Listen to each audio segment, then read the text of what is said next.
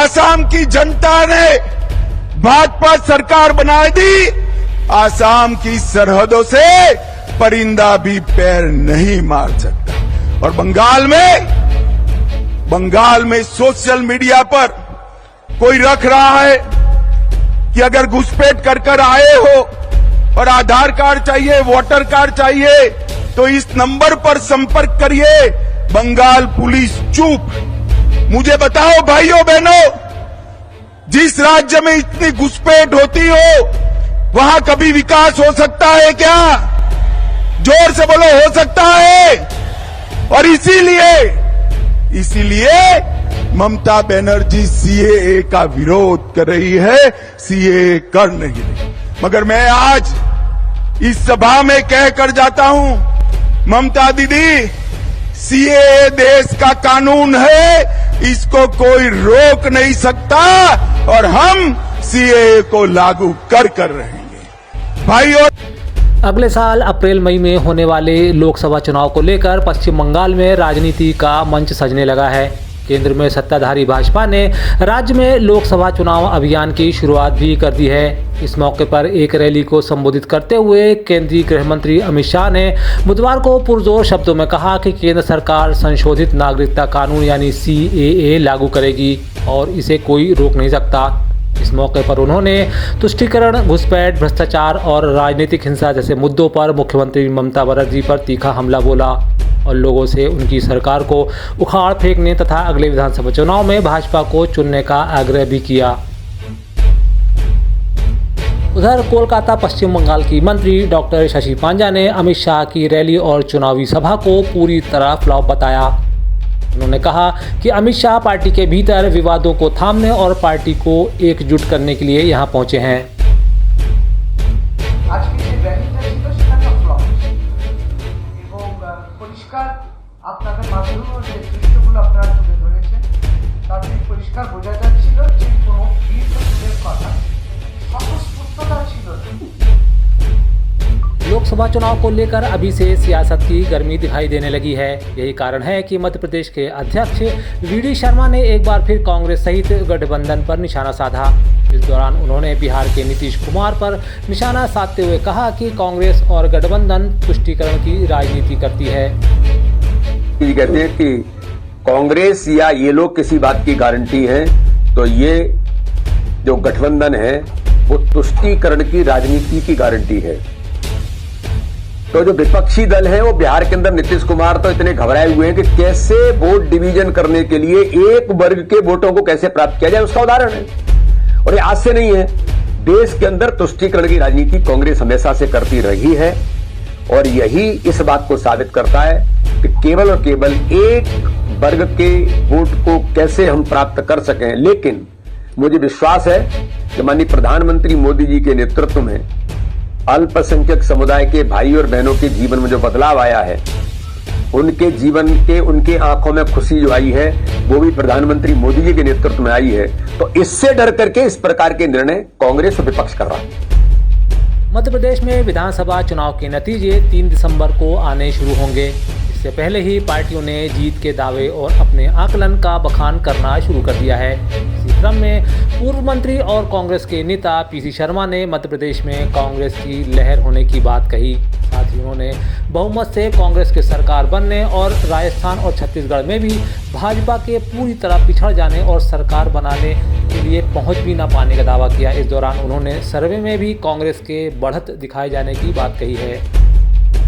मेरा आकलन तो हमेशा से एक ही रहा है, 114 नहीं 174 से ज्यादा सीटें आएगी और कमलनाथ जी के नेतृत्व में कांग्रेस की सरकार बनेगी। अभी मैंने एक आध वीडियो आज सुबह देखा जो 175 बता रहा है और ये मान के चलिए एक किसी चैनल ने सर्वे करके बताया है कांग्रेस की लहर है।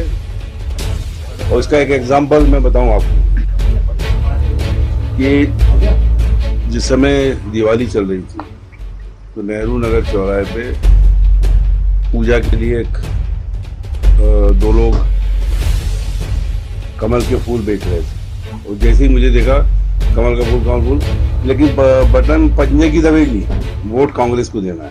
मैं सोचता हूँ ये उसका एक उदाहरण है जो देखते ही वो कर रहा है। तो ये एक लहर है, चारों तरफ कहीं देखें आप इस समय। और जो बीजेपी कह रही ना जो कि हमारी मेजॉरिटी आएगी, अब कहना बंद कर देगी वो, अभी 30 तक और कहेगी, क्योंकि वो ये सोच रही कि इन सबका इफेक्ट ये जो 3-4 जो चुनाव थे, राजस्थान का, छत्तीसगढ़ का और तेलंगाना, ये ना पड़े, इसलिए इनकी स्ट्रेटजी थी केवल ये कि ये करिए। वो भी जान रहे हैं कि कांग्रेस की सरकार बन रही है, और जितने इनके सर्वे हैं बीजेपी के वो बता रहे हैं 130-40 वो, लेकिन जो प्रैक्टिकल है ये निश्चित तौर पर मैं समझता हूँ कि मैं जो बार बार कह रहा हूँ 114 नहीं 174 से ज्यादा आएगी, जिसे कोई खरीद फरोख्त न कर सके, ये स्टैंड करता है। और बाकी हम लोग जो है निगरानी सब जगह ईवीएम तीनों की कर रहे हैं। तो 3 दिसंबर को नतीजे, लेकिन उससे पहले ही पीसी शर्मा का दावा।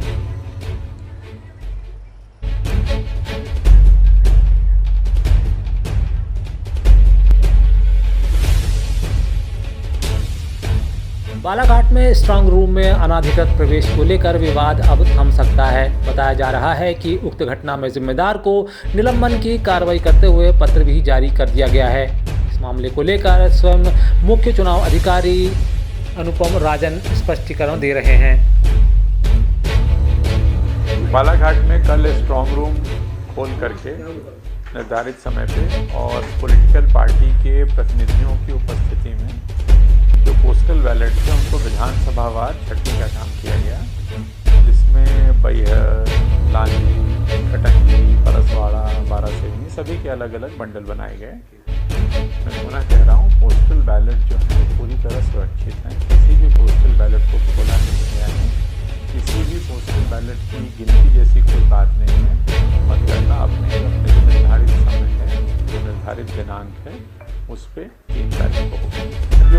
ये जो प्रक्रियात्मक त्रुटि हुई है उसके परिप्रेक्ष्य में जो जांच प्रतिवेदन प्राप्त हुआ है जिले से, उसके आधार पर कर्तव्य निर्वहन में जो लापरवाही जो जबलपुर संभाग के जो आयुक्त हैं उनके द्वारा जो नोडल अफसर थे उनको निलंबित किया गया। अलीराजपुर कलेक्टर अभय अरविंद बेडकर ने जिले में चुनावी मतगणना को लेकर की गई तैयारियों के विषय में जानकारी दी। उन्होंने स्ट्रांग रूम में सुरक्षा व्यवस्था को लेकर संतुष्टि जताते हुए कहा कि आगामी मतगणना दिन तक डेली निरीक्षण कर रिपोर्ट भेजी जा रही है। साथ ही उन्होंने कहा कि मतदान संबंधी समस्त व्यवस्थाओं से अधिकारियों और कर्मचारियों को अवगत भी कराया जा चुका है।